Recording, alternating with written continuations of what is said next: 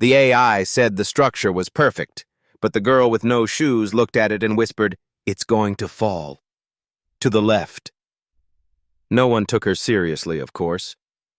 Who would? She was just a barefoot girl in a torn hoodie, standing in the back of a crowded school hallway, her feet gray with dust, her eyes too quiet to interrupt. They were too busy staring at the screen, a shimmering 3D model spinning in midair, surrounded by tech specialists and visiting engineers from the Meridian Institute of Future Structures. They had come to this little town in Mississippi to demonstrate a prototype, a lightweight, AI-optimized truss bridge made entirely from carbon fiber and tension snap joints. It had taken their neural network 3 years to optimize the design. The blueprints had been finalized just days ago. Today, they were giving the local students a look. Community outreach. The girl had slipped into the demo unnoticed, just another face in the crowd of high schoolers herded in by teachers. She wasn't even supposed to be there. Technically, she wasn't in school anymore.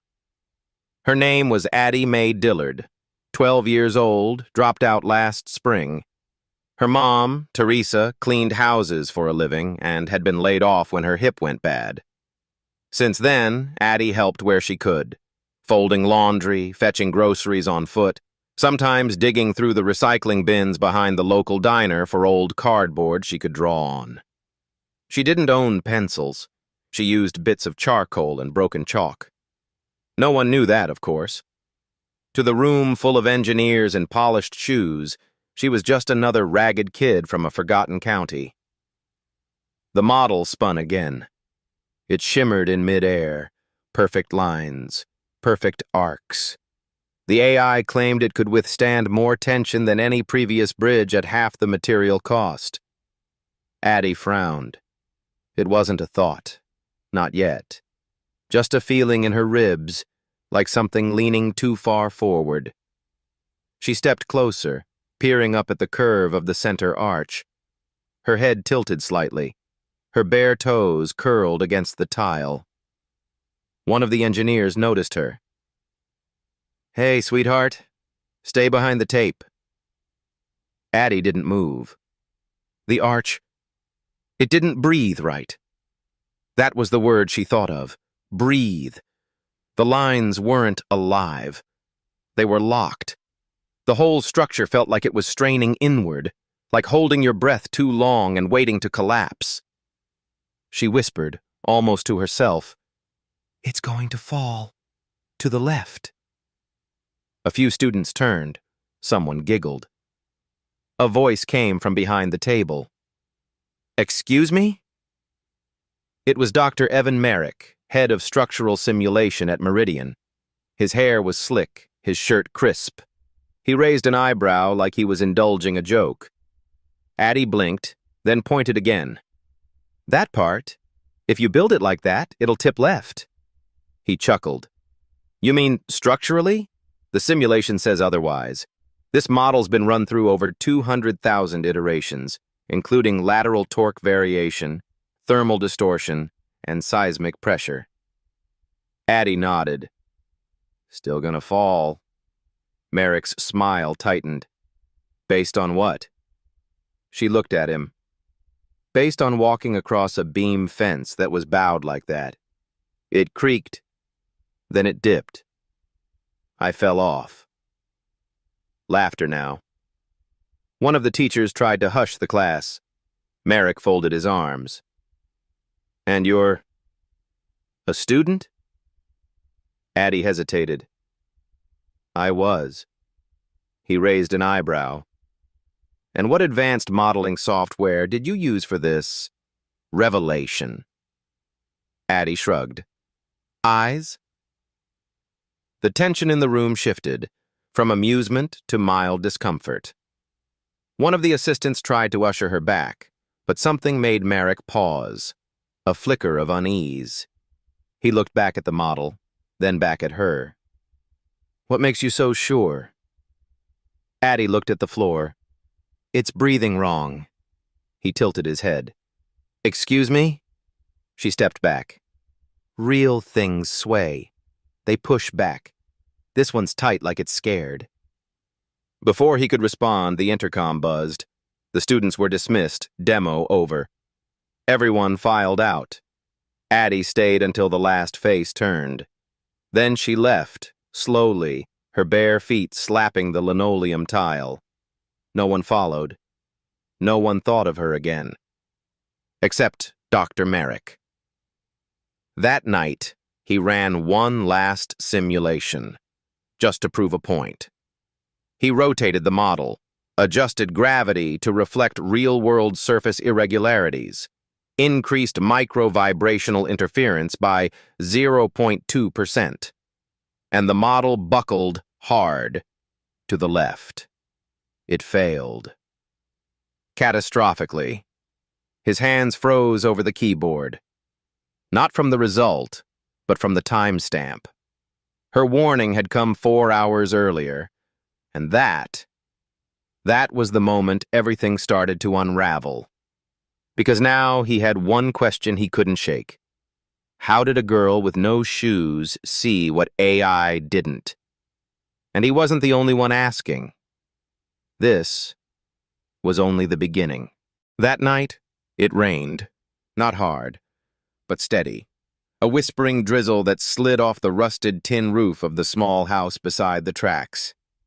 Addie sat cross-legged on the wooden floor of the porch, one arm hugging her knee, the other tracing patterns in the wet dirt with a broken twig. No one asked where she had been that afternoon. Her mother, Teresa, was lying on the worn cot in the corner of the kitchen. Her leg was wrapped in a makeshift cloth brace, eyes shut but not asleep. The pain in her hip had dulled from stabbing to constant, which somehow made it worse. She couldn't stand for more than a few minutes now. "You eat anything yet, baby?" Teresa mumbled. "I did," Addie replied softly. She hadn't, but that wasn't important. In front of her, the ground was soft and slick. But the moment her twig scratched into it, something began to take shape. Loops and intersections, curved lines that twisted together in a pattern she couldn't name, but somehow knew. Addie had been drawing shapes like this for as long as she could remember. In steam on windows, on the back of flattened cereal boxes, in the dust behind the church. No one ever understood. She didn't either, not really. It just felt right. Like sketching music instead of hearing it. Today, though, the spinning model at the demo had jolted something in her chest. She had drawn that shape before, almost the same, but not quite. And in her mind, that difference, that tilt, was the crack that made it wrong. She had said it aloud. They had laughed. She was used to that. So now she scratched again, slowly redrawing the pattern in her memory, lines bleeding as the rain softened the earth. It didn't matter. The shape was already burned into her. 25 miles away on the 3rd floor of the Meridian Institute's field office, Dr. Evan Merrick sat staring at a simulation that had just failed. Again. 3 reruns. 3 collapses. Each time the structure tipped left. The numbers weren't wrong. The software wasn't broken. And yet somehow, the design, the one his AI had generated and been refining for over 3 years, couldn't withstand a real-world variable shift of less than 0.2%. And it collapsed. Exactly where that barefoot girl had pointed. Merrick leaned back, fingers tented over his lips, eyes glassy with fatigue. Then he pulled up the security footage from the demo. There. The moment she had stepped forward, the way she'd tilted her head. He zoomed in. Her face was grainy, but her eyes, still, quiet, unblinking. Who was she? What had she seen? A knock broke the silence. "Doctor?" One of the engineers peeked in. "Media's asking for a statement on today's test. Should I release a summary?" Merrick shook his head. Not yet. Something's not right. The next morning, Addie returned to the patch of dirt behind her house. The rain had stopped, but the ground was soft, perfect for drawing. She found a twig, long, smooth, and began to recreate the pattern. Not the flawed bridge, but the way it should have been. In her mind, there was no math, no grid, no formal training. Only movement. Balance. Like the flight of a flock of birds turning mid-air, or how a stream curved around a fallen tree. She wasn't building a structure. She was shaping a rhythm. She was halfway through when a voice called out, "Addie!" She turned. It was Mr. Brower, her old math teacher from last year. Shirt untucked, hat in hand, breath caught like he'd run the whole way. "Where have you been, girl?" he asked. "Just drawing." His eyes flicked to the ground. "You said something to that Meridian team yesterday?" Addie nodded. "I said the bridge would fall." He blinked. "Well, that man, Dr. Merrick, he's been trying to find you. Called me this morning. Wants to meet." "Why?" Mr. Brower scratched his head. "Didn't say, but he sounded shaken." He stepped forward, peering down. "What are you drawing?" Addie moved aside, and Mr. Brower stopped cold. There it was. A hand-drawn correction to the AI's design. The same overall shape, but with subtle differences. A curved reinforcement, an altered axis, a shift in weight, elegant, fluid, exact. His voice caught. "Addie, where did you learn this?" She shrugged. "Nowhere. It's just what my brain sees." He didn't reply. Instead, he pulled out his phone. "Dr. Merrick?" "Yeah. I found her. You'd better get here quick." By afternoon, a silver SUV pulled into the cracked driveway. Dr. Merrick stepped out with 2 colleagues in tow. His eyes met Addie's, and this time there was no smirk, no skepticism. "Addie, right?" he asked. She nodded. "You mind showing me what you drew?" She led them to the patch of earth behind the house. The 3 adults crouched low. Silence. Then, a soft whisper. "Oh, my God." One of the engineers asked, "What are we looking at?" Merrick pointed. "She's corrected the stress fault. Right here, without formulas, without tools, just instinct." They stayed quiet. Rain misted the air again. Addie looked up at Merrick. "I wasn't trying to mess things up." He looked back at her. "You didn't mess anything up, Addie. You might have just saved our project." The words landed heavier than he intended. Addie, a girl who'd once been told she wasn't smart enough, that she was better off staying home, just blinked. Then another voice broke in. "Wait! We sent the specs to testing last night, didn't we?" One of the engineers paled. "They're building the prototype right now." Merrick turned sharply. "If they build it as is, it'll collapse." He was already dialing his phone. The field test was canceled. Blueprints were recalled, and within an hour, an urgent email went out to every department head in the Institute, with a subject line that read, "The reason we didn't fail." Attached to it was a single image. A barefoot girl standing in the mud behind her home, beside a model scratched into the dirt with a stick. They didn't know it yet. But this was only the beginning of Addie Mae Dillard. They didn't ask her to present. When the invitation came, it was addressed to Dr. Evan Merrick and guests, and Addie Mae Dillard was just a guest. No last name on the event flyer. No mention of her in the program. It was held at the Mississippi Tech Research Conference, a mid-size academic gathering meant for engineers, developers, and private sponsors. The kind of place where breakthroughs are bought and names are traded like stock. Addie rode to the event in the back of the same silver SUV as before. She had cleaned up as best she could, wore the only dress she owned, a faded blue cotton hand-me-down with a fraying collar. Still no shoes. She didn't own any that fit. "You sure you want to come?" Dr. Merrick asked gently as they pulled into the campus lot. Addie shrugged. "Just want to listen." He smiled. "Then you'll be the smartest person in the room." Inside the auditorium, everything smelled like carpet glue and overbrewed coffee. Rows of men and women in tailored blazers shook hands and sipped from paper cups. A massive projector displayed a banner overhead. Session 2B, Machine Augmented Geometry and Structural Simulation. Addie took a seat in the back. She watched. She listened.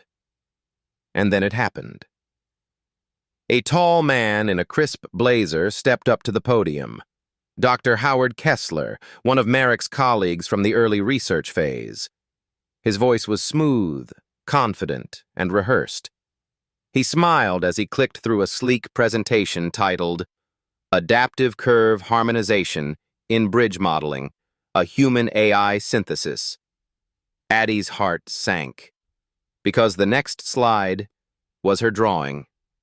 Not just similar, identical. Same spiral load distribution, same triple anchor alignment. The correction she had scratched into the dirt behind her house. Cleaned up now. Digitized, polished with gradient fills and fancy font labels, but undeniably hers. And Kessler? He said nothing. He clicked through like it was his own. Explained the theory, laughed modestly at applause, and when someone asked about the inspiration behind the correction model, he answered without flinching, "One of our earlier drafts evolved during internal prototyping. The model just emerged from iterative synthesis." Addie's stomach turned. No one turned to her. No one knew. She looked at Dr. Merrick in the next row, but he was frozen, staring, pale, because he knew too. After the session, Merrick found her in the hallway. "I'm sorry," he said softly.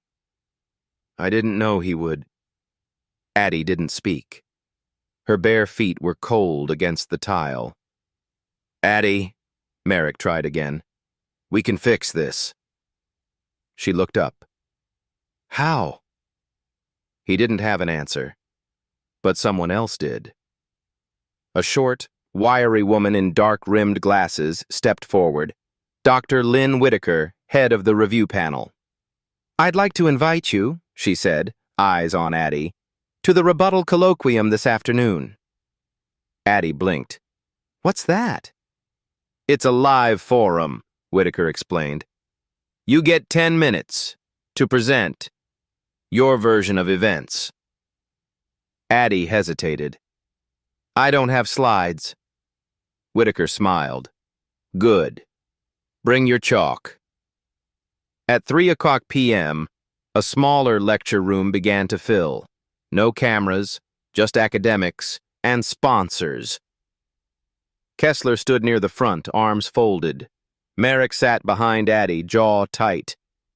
Dr. Whitaker cleared her throat. "We'll begin now. Addie, you may use the board." The room didn't laugh, but it bristled. A child? No degree? No credentials? Addie stepped to the chalkboard. She paused. Her dress hung loose, her feet bare, but her hand steady. She picked up the chalk and drew. Not like the others, not lines and angles and definitions. She started with a spiral, then built outward, each curve connecting not just structurally, but rhythmically. Her hand moved like she was tracing music. The lines pulsed, shifted, lived. Then she spoke. "I didn't learn this in books. I learned it by watching the barn roof lean in the wind. I watched fences sag in rain. I watched how birds fly when the air gets heavy. She pointed to the spiral. This wasn't made by a machine. It was felt, then drawn. The room was silent. Addie turned to Dr. Kessler. "You didn't draw this," she said softly. "I did. And if you ask me how I know, I can show you where the dirt smeared when I slipped on the curve the first time. That smudge became this fix." Kessler opened his mouth, then closed it. Dr. Whitaker stood. "I think that's enough." Afterward, people didn't applaud, but they approached. Quietly, respectfully. Some offered shoes. Others just said thank you. One man from the National Design Bureau handed her a notebook. "It's blank," he said. "You should fill it." Addie didn't know what to say. Outside, Merrick walked beside her. "I'll submit a correction," he said. "To the conference, to the institute, officially." Addie stopped. "No," she said. He turned. "No."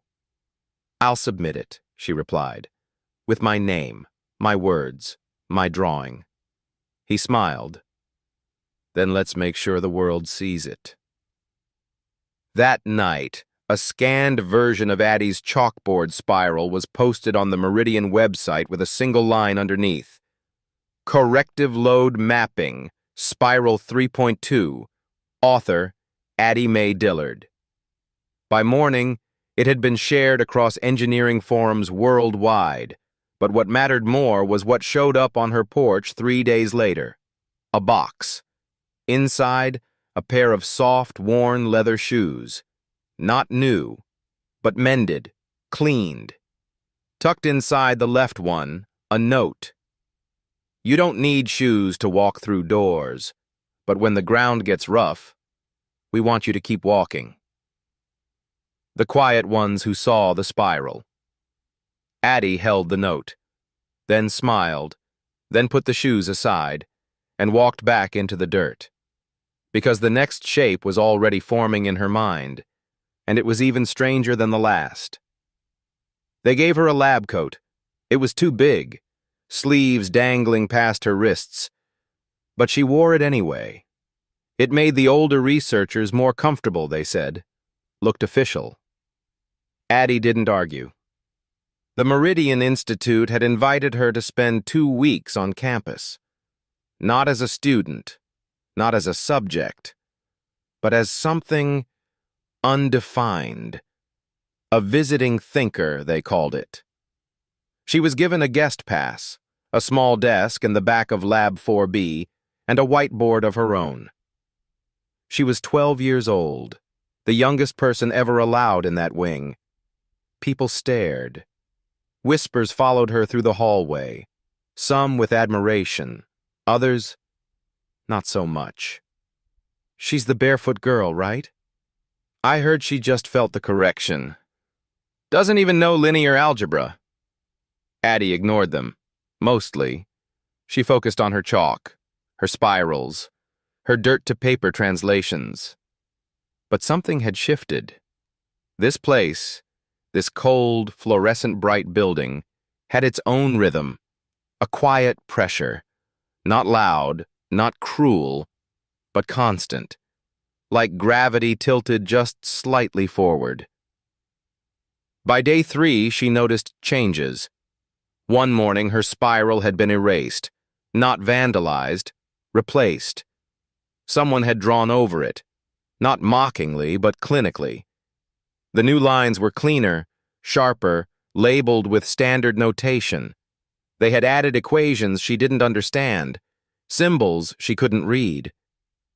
Dr. Merrick saw her staring. "I'm sorry," he said. "Some of the others thought maybe standardizing your sketch would help us translate it." Addie didn't reply. She picked up the chalk again and redrew it. In her way. No labels, just movement, just breath. That afternoon, they called her into conference room C, a long table, black leather chairs. 6 people already seated when she entered. Dr. Merrick sat beside her. At the end of the table was a woman Addie hadn't seen before. Her name was Dr. Angela Rohn, Director of Systems Geometry. Her hair was silver. Her voice was dry. "Addie," she said, "thank you for joining us."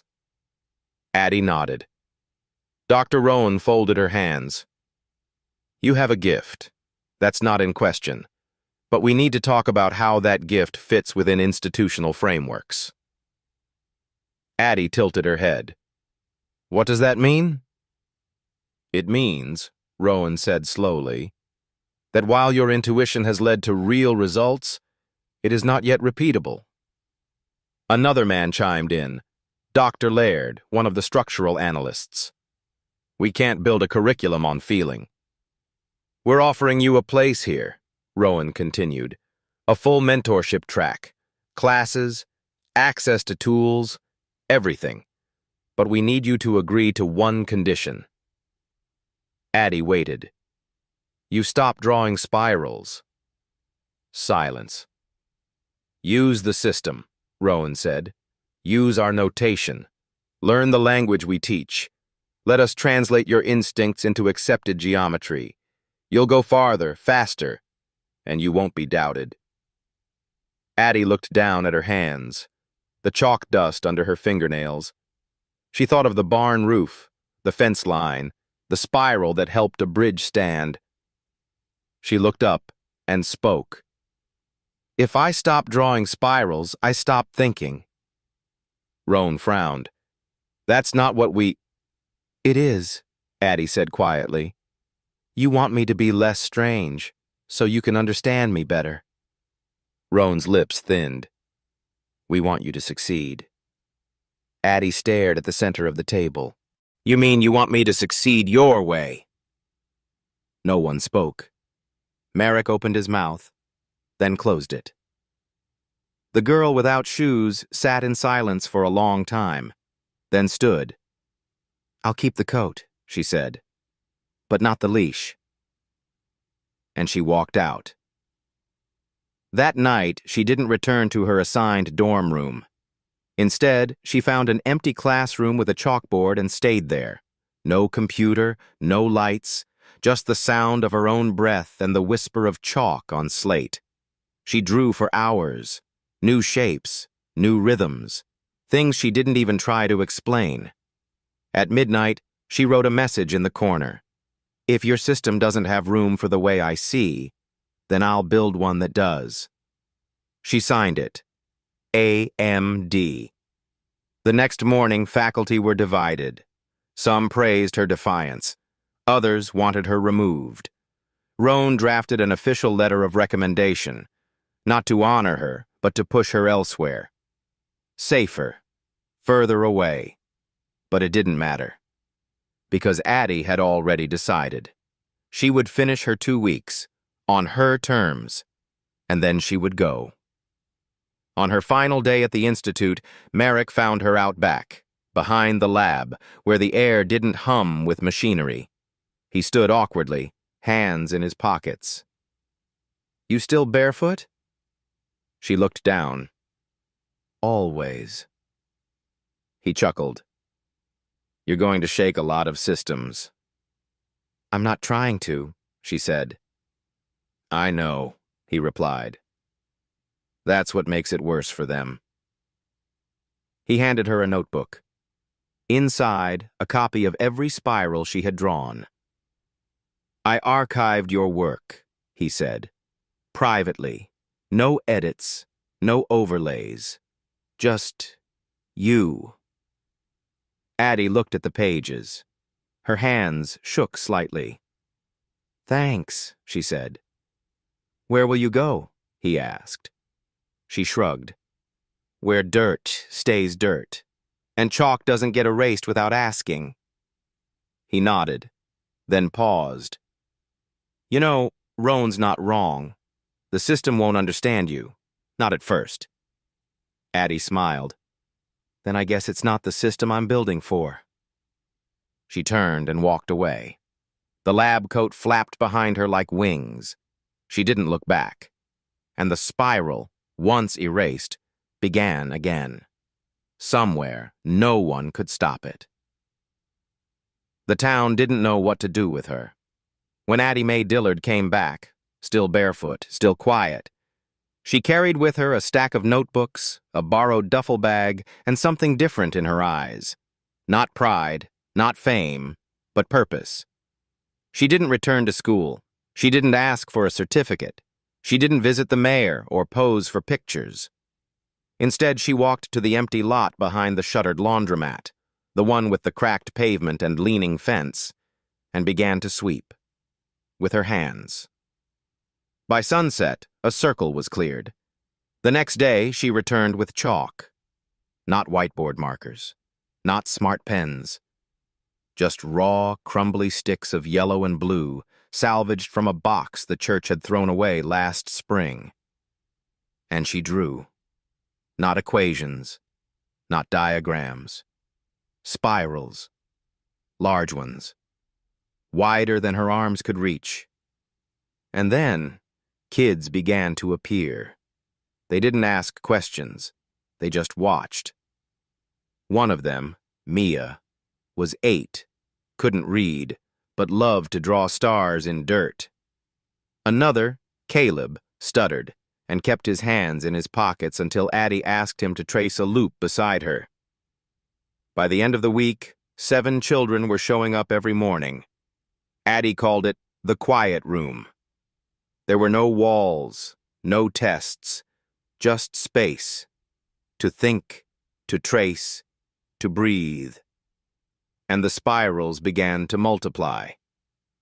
One of the boys, Deshaun, asked Addie why they always started in the middle. She smiled. Because that's how thoughts grow, from inside out. They built rhythms. They made shapes that bent, not into right angles, but into curves that mimicked roots, rivers, galaxies. They weren't solving math problems. They were listening to math form itself, and word spread, not fast, not loud, but steady. One afternoon, an older woman arrived, cane in hand, white hair in a twist. She introduced herself as Professor Elaine Sato, a retired geometer who once taught at Stanford. I read your name in a journal, Addie, she said. Didn't believe it at first. Addie blinked. Believe what? That a barefoot girl redrew a structural theory in the mud and saved a bridge design. Addie didn't smile. It was just leaning funny. Sato sat beside her. You see things most of us forgot how to look for. Addie shrugged. I just draw what feels balanced. Sato tapped the chalkboard. And sometimes, child, that's what genius really is. She stayed all day, then offered to come every Tuesday. Soon, others followed. A blind sculptor from Alabama came to learn how to feel spirals through string. A community college professor drove in weekly to translate Addie's loops into open-source curriculum modules. An architect in Denmark emailed to say her team had used Addie's spiral ratio to design playground structures that moved with the wind instead of against it. And yet, Addie never left the cracked pavement behind the laundromat. That was her classroom. No sign, no salary, just chalk, dust, and presence. One morning, a drone buzzed overhead. A reporter from a national education channel. They ran a feature titled, The School with No Shoes, No Grades, and No Ceilings. It went viral. People sent donations, shoes, books, equipment. Addie kept the letters. She gave the rest to the kids, and the spiral kept growing. 2 years passed. One spring day, a new student arrived. His name was Eli. He was small, quiet, carried a lunchbox with nothing inside but a pencil stub and a folded napkin. He didn't speak much. didn't know his multiplication table. But Addie watched him, watched how he stared at the swirls others drew, how he walked them with his feet. One afternoon, she gave him a single piece of chalk and asked, "What shape do you dream in?" Eli hesitated, then knelt, and drew a loop that split, then rejoined, something even she hadn't seen before. Her breath caught, not because it was complex, but because it was right. Addie said nothing. She just nodded. And from that day on, Eli came every morning, to draw, to think, to begin. The chalkboard wall came 3 months later. Someone, anonymous, donated funds to build a semi-sheltered learning space. It wasn't fancy. Just 5 plywood walls painted in matte black, bolted to the ground with donated anchors. But on the biggest wall, they mounted a real slate board. Old, scarred, taken from a demolished school in Georgia. Addie wrote the first words on it. In blue chalk. Not everything we know has been taught yet. Underneath, she drew the spiral again. And beside it, a small barefoot print. Mia's. Years later, when the State Board of Education visited, one inspector asked Addie for her teaching credentials. She just handed them a copy of a child's spiral that had been used in 3 published papers on dynamic symmetry. They didn't ask again. She never trademarked her method, never sold a course. But the world built anyway. The spiral model, as they started calling it, was used in refugee shelters to create makeshift structures that bent with wind pressure. It was adopted into early childhood learning for neurodivergent students, giving them ways to feel logic before naming it. It was even printed on yoga mats. In tiny lettering, it read, "Inspired by Addie Mae Dillard, the girl who drew balance in the dirt." She never left her town, except once. At 20 years old, she was invited to speak at the World Symposium of Structural Thinking in Geneva. She arrived barefoot.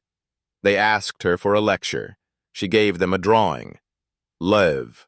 1 spiral. No words. Just silence. By the end, the entire room stood. No applause. Just standing. As if to say, "We see it now." When she left behind a note. Scrawled on the back of the badge they gave her, "You don't have to speak loud to build something real, but if your lines are honest, the world will learn to listen." And then she was gone. Back home, her classroom had expanded. 50 students now. Some had shoes, most didn't. But all could draw spirals. Some twisted, some stretched, some wild and wrong. But they kept returning. To begin again. To center. To grow outward. To remember what no machine could measure. That some truths arrive barefoot and they never walk in straight lines. Keep the spiral open. Addie didn't comment. She just kept teaching.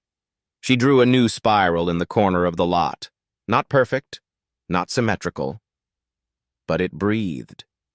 And that, she thought, was enough. Eli never liked attention. Even now, 2 years after that first day in Addie's lot, when he'd drawn a spiral no one else had imagined, he still showed up early, stayed quiet, and left with chalk dust on his sleeves and wonder in his eyes.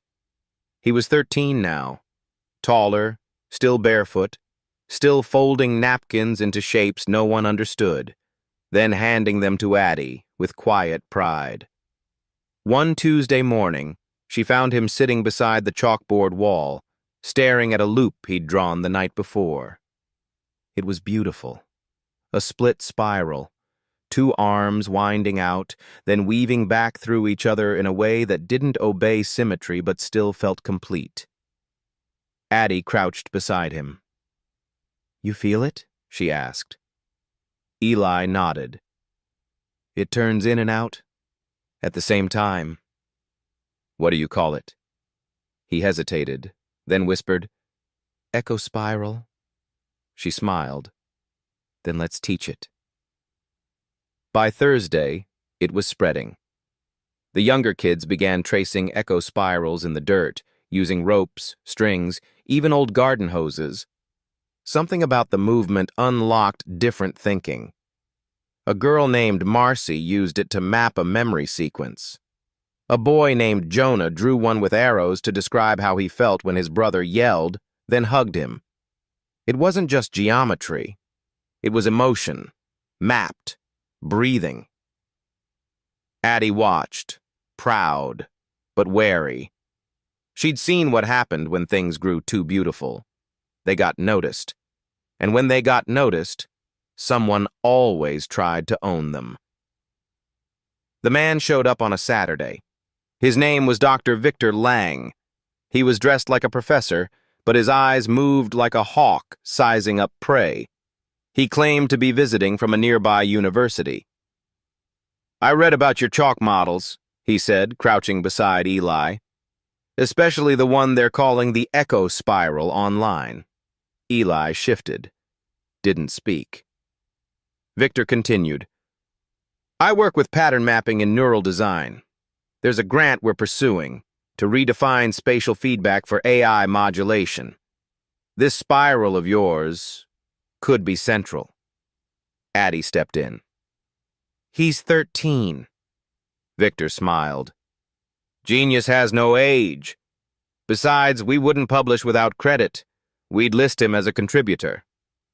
Contributor? Well, we'd formalize it, of course, clean it up, add proofs, translate the curve into modular syntax. Addie narrowed her eyes. That means rewrite it until he disappears. Victor stood, smoothed his tie. I sense resistance. No, Addie said. You're sensing protection. He smiled thinly. Ideas want to evolve. Don't be the one who cages them. Then he walked away. Addie watched him go, her heart tight. She turned to Eli. Whatever happens next, she said, remember, your spiral doesn't need permission to keep turning. But by Monday, it had happened. On an academic site tied to Lang's University, a paper appeared. Inversion Reentry Spiral, a novel feedback pattern in dynamic structure encoding. Author, Victor Lang. Acknowledgement, inspired by youth observation. Addie saw it at 4:12 p.m. By 4:13, her hands were shaking. By 4:20, she was knocking on Eli's door. He opened slowly. His mother stood behind him, concerned. Addie showed him the article on her phone. Eli's lips parted. That's mine. I know. I didn't give it to him. I know. Tears welled. I just showed it to him. Addie wrapped her arms around him. I've been there, she whispered. But what can we do? He asked. She pulled back, looked him in the eye. We can make it impossible for them to ignore what's real. The next day, she gathered the chalk circle. Kids, parents, old students, curious strangers, and Eli stood in the center. His hands trembled. Addie placed the chalk in his palm. Don't prove anything, she said. Just show. He stepped to the wall and began. Slow, methodical. Each loop of the echo spiral emerged not with symmetry, but with story. He narrated as he drew. This line is when I felt like I had to choose. This curve is what it looked like when I couldn't. This return is when I didn't have to. The air stilled. Even the wind seemed to hold its breath. Then, on the final loop, he added a curve no one had seen before, one that doubled back on itself without overlapping. Addie gasped. He looked at her. Sometimes spirals echo twice.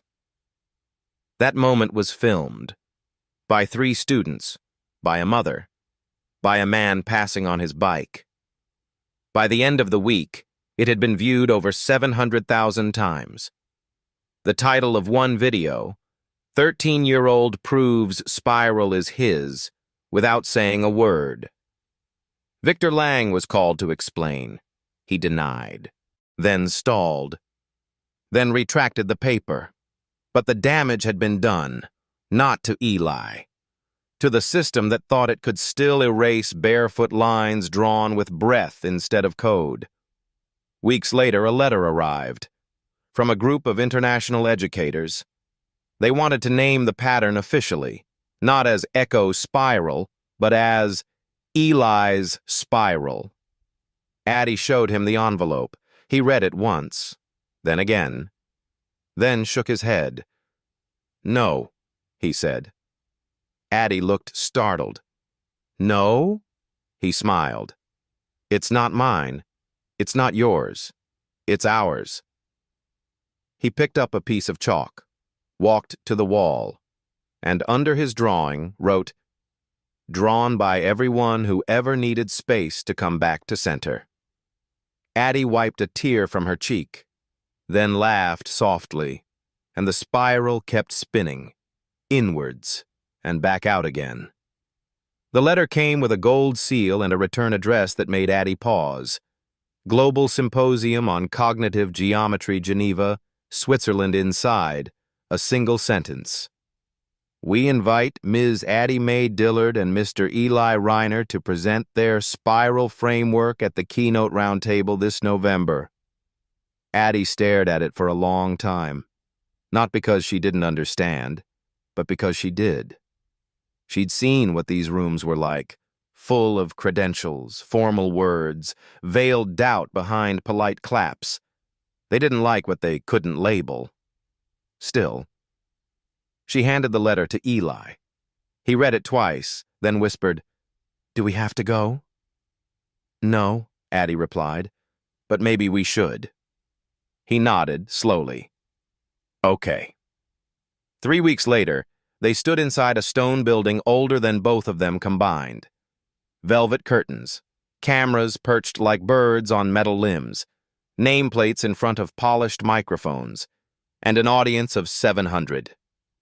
Addie wore the same gray dress she'd worn the day she refused the Helix offer.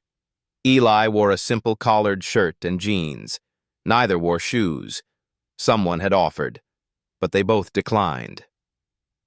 The moderator, a tall professor from Oxford, gave the opening remarks. "We're here today, not just to talk about structures, but about minds, about how geometry grows." He gestured toward Addie and Eli. 2 guests, no degrees, no titles, and yet their spiral model has quietly entered global classrooms, AI labs, even therapy centers. He turned to them. "You have the stage." Addie stood first. No notes, no PowerPoint, just a box of chalk. Eli stood beside her. They looked at each other, then at the board, and began. They didn't speak, not at first. Addie drew the original spiral, the one she'd traced in the dirt behind her house all those years ago. Then Eli added his echo spiral. Then, one by one, they began bending the shapes. Not breaking them, but letting them respond to pressure. A curl here for uncertainty, a stretch there for grief, a loop back for hope. Still no words, only rhythm, movement. And when they finally turned around, Addie said quietly, "We didn't come here to prove. We came to let you feel." Murmurs swept the room, some confused, some irritated. But one woman, an architect from Kyoto, stood. "I saw that shape once," she said softly. "On a beach. My daughter was drawing it in the sand. I thought it was just doodling. She turned to Addie. But you made me realize she was thinking. The moderator cleared his throat. Would you be willing to explain the mathematical underpinnings? Eli shook his head. No. Laughter from one corner. But Addie stepped forward. We can explain how it moves, she said, but not how it fits inside boxes that were never made for it. A man in a blazer stood, stern, German. This is not science. Addie looked at him gently. It's not trying to be. It's trying to be real. Another man, an old physicist, spoke up. I once proved a theorem on entropy decay. It took me 15 years. But the first time I saw it was when my dog chased its tail and stopped. And I asked, why? The room grew still. Then Addie took one final piece of chalk. She drew the biggest spiral yet. It took the whole board, each turn echoing the next. Then she stopped, left it open, unfinished, turned back around. Some ideas don't close, she said. They breathe. And then she walked off stage. Eli followed. Not a word more, just the sound of chalk still settling on the slate behind them. The video went viral in less than 24 hours. No title, no summary, just a caption from the symposium's official page. The spiral that didn't speak, but said everything. Twitter exploded. Hatched unfinished. Spiral trended for a week. Educators across 5 countries created lesson plans called Geometry That Feels. Artists began sculpting spirals from reclaimed wood. Therapists used the echo spiral to help kids explain trauma they couldn't put into words. But what mattered most was what showed up 2 weeks later. A letter, this time handwritten, from the stern German professor. Addie opened it under a pecan tree back in Mississippi. Inside, you reminded me that truth isn't always sharp. Sometimes it curls. Addie folded the letter. It began with a notebook. Frayed edges, no cover. Addie found it while cleaning under her bed. A pile of old chalk sticks wrapped in string, a child's shoelace, and this notebook, once hers. On the first page, in handwriting far messier than now, were the words, "One day I will teach something nobody else understands." She smiled and wept. Then she wrote, "Not for universities, not for grants, but for the ones who would never be invited to symposiums, the ones who'd been told to sit still, stop doodling, use rules, hide emotion."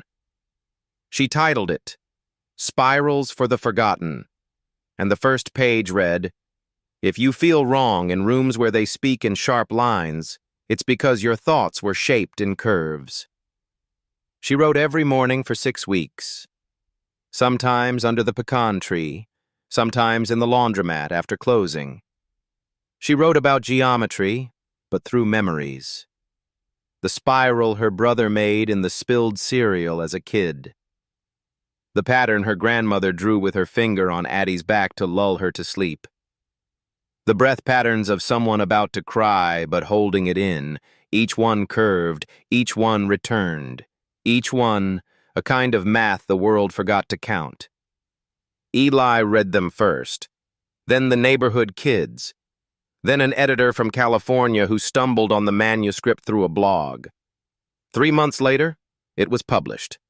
Not through a major press, but a cooperative printing house called Paper Seeds, run by educators and artists. It sold out in 5 days, not for what it taught, but for what it freed. In Johannesburg, a woman used it to teach refugee children how to tell time using sunlight spirals on dirt. In Finland, a team of neuroscientists created a curriculum called intuition mapping, crediting Addie's spirals as a foundation. In Kentucky, A father wrote in, "My son couldn't explain his thoughts. He found one of your spirals online. He drew it on his wall and said, 'This is how it feels inside me when I'm scared. Thank you for giving my boy a voice.'" But not everyone celebrated. A well-known academic journal published an editorial. "This is not math. This is sentimentality posing as structure." Addie read it, quietly, then smiled. Exactly. When Eli asked what she meant, she pointed at a spiral he'd drawn the night before, one that bent so tightly in the center it almost folded in on itself. "It's sentiment, but it is structure." Eli laughed. "Then they're scared of curves." "Not scared," she said, "just untrained to read them." Then came the day that shook her. She walked into her old middle school, where years ago she'd sat barefoot in the back, unseen, and found a wall painted in giant loops, and above them, Addie's spiral room. Inside, dozens of kids traced chalk across tile floors. No rules, just rhythm. A young teacher came up, tears in her eyes. "I used to be told I wasn't math-minded, but now I'm listening again." Addie reached out, held her hand. "You always were." Back in the lot that started it all, Addie built a bench. Not a plaque, not a statue, just a wooden bench with a spiral carved into the seat. One line, no caption. People began coming, not to ask questions, but to feel the answer. In chalk, in breath, in the soft way truth sometimes loops back home. And one night, long after sunset, Addie sat there alone, watching the stars. Eli joined her. He was taller now, still barefoot. In his hand, a sketchbook. He opened it, showed her something. A spiral, yes. But this time it wasn't turning inward. It was unfurling outward, endlessly, like a galaxy. "Do you think," he asked, "some spirals never loop back?" Addie stared at it and whispered, "Maybe some truths don't need to return. Maybe some just need to become everything." They sat in silence. No chalk, no theory, just the sky, and the shape that had started with a girl who had no shoes and ended in the hands of a boy drawing the universe. The village was small, not even on most maps, tucked between two hills in the western reaches of Mongolia, where goats outnumbered people and the wind carried songs instead of data. No internet, no chalkboards, no symposiums. Just a one-room schoolhouse, a kind-eyed teacher, and 13 children, one of whom, a girl named Seren, loved to draw in the sand. She didn't speak much, but every morning, before lessons, she would kneel beside the riverbank and trace shapes with a stick. Circles, lines. Then something strange. A curve. That looped, then returned, then rippled out again. The teacher, Ms. Sarnai, noticed. "What are you drawing?" Seren tilted her head, shrugged. "It just feels like how I walk to the river." Ms. Sarnai knelt beside her, stared at the pattern. It looked like a spiral, but not perfect, not symmetrical. Alive. She took a photo, saved it, didn't know why. Months later, on a trip to Ulaanbaatar, she saw a book in a second-hand stall. Spirals for the Forgotten. The title tugged at her. She flipped it open. Stopped. On page 17, the same pattern, almost identical. Her breath caught. She turned to the bookseller. "Who wrote this?" He shrugged. A woman from Mississippi, I think. Long time ago. She stared, then smiled, and bought the book. Across the ocean, Addie was older now, 52. She still taught in the same lot, though it had since become the Spiral School. No grades, no tuition, just chalk and space. She didn't teach much anymore, mostly watched, let others draw. But one morning an envelope arrived, from Mongolia. No letter, just a photo, a child, kneeling in sand, tracing a spiral. Addie stared for a long time, then passed the photo to Eli, who was now a teacher himself. "Do you know her?" he asked. Addie shook her head. "Never met her." He studied the spiral. "It's the same." "No," Addie said. "It's not." He looked up. She smiled. "It's hers now." That evening, Addie returned to the bench beneath the pecan tree. On the wooden seat was a small spiral, carved by some student long ago. She sat, closed her eyes. The wind was soft. Somewhere a child was laughing. And in that moment, Addie knew. The spiral had never been hers, never Eli's, never anyone's. It had always belonged to those the world tried to silence, to flatten, to measure into submission. And now, it had drawn itself, on sand, on walls, on hearts, forever turning, forever returning. She picked up a piece of chalk, walked to the wall, and drew one final loop, left it open, then walked away.